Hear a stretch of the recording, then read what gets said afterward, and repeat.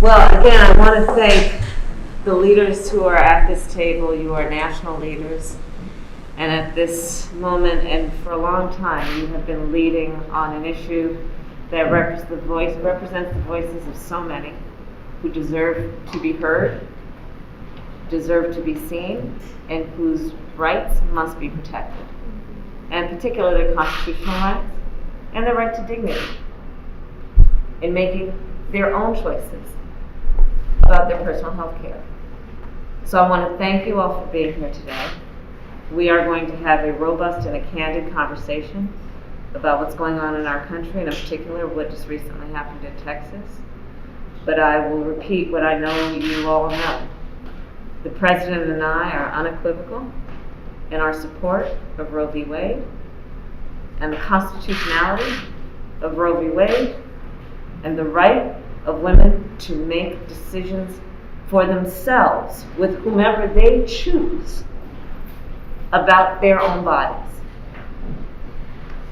And needless to say, the right of women to make decisions about their own bodies is not negotiable.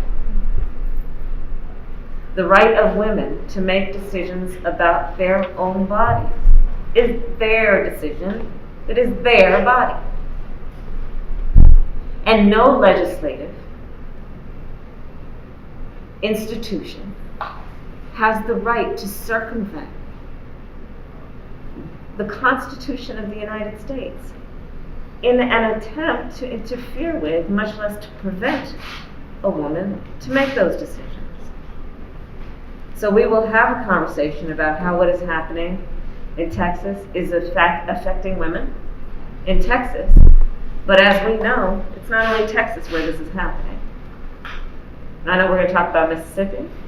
We're going to talk about New Mexico.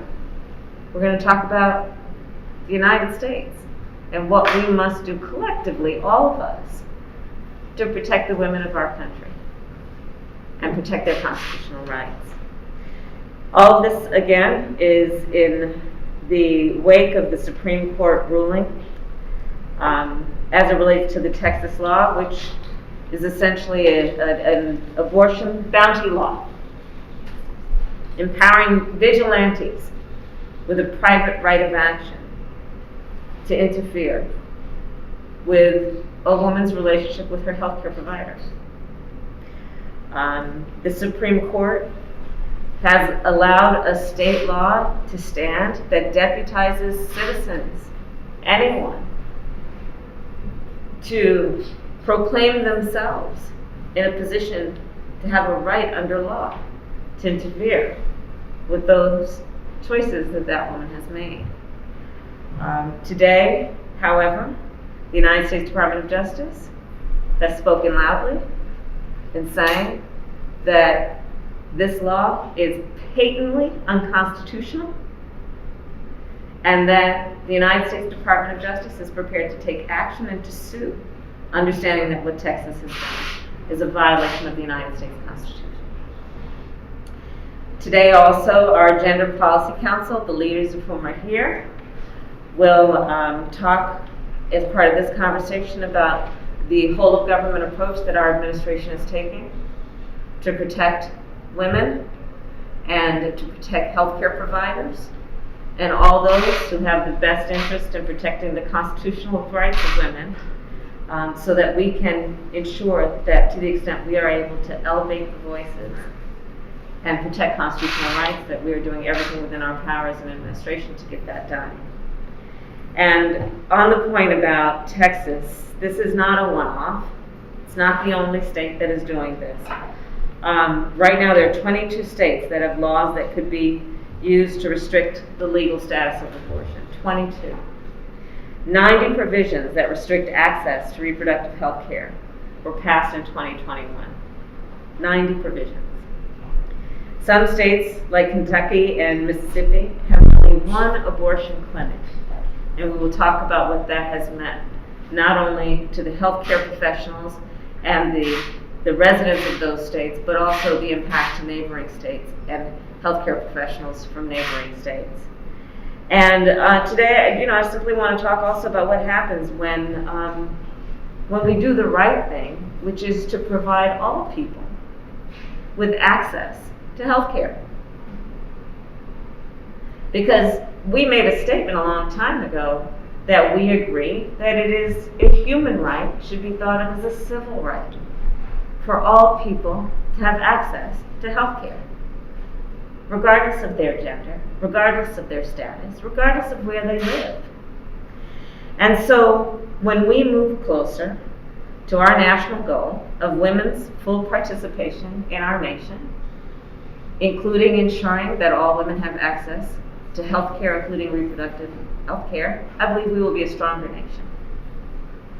I believe we will be closer to what we say we hold as an ideal, which is all people are equal and should be treated that way, including their access to essential services. So for me, this is truly an issue that is about full participation. And in that way, we know that when all people are able to fully participate, our democracy is stronger and everyone benefits. And in that way, this issue connects to everyone.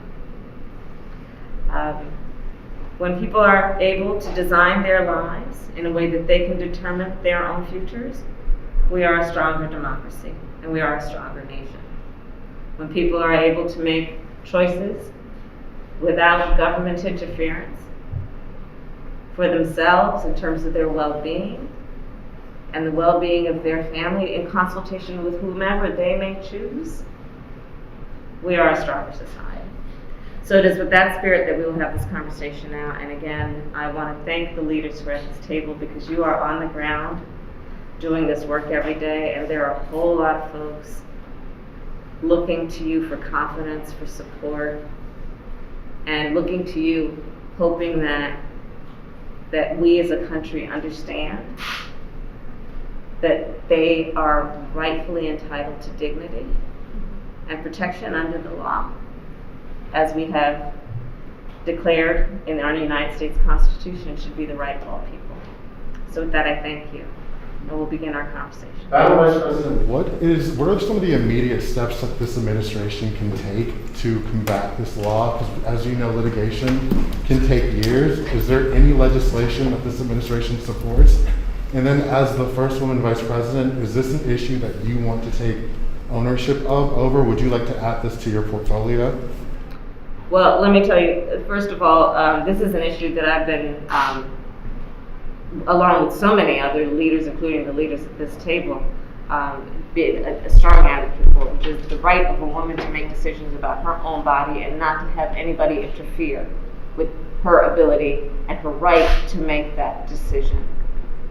On the issue of laws, the President has said, I have said, and I will repeat myself, we need to codify Roe v. Wade. Thank you. Madam Vice President. Thank you.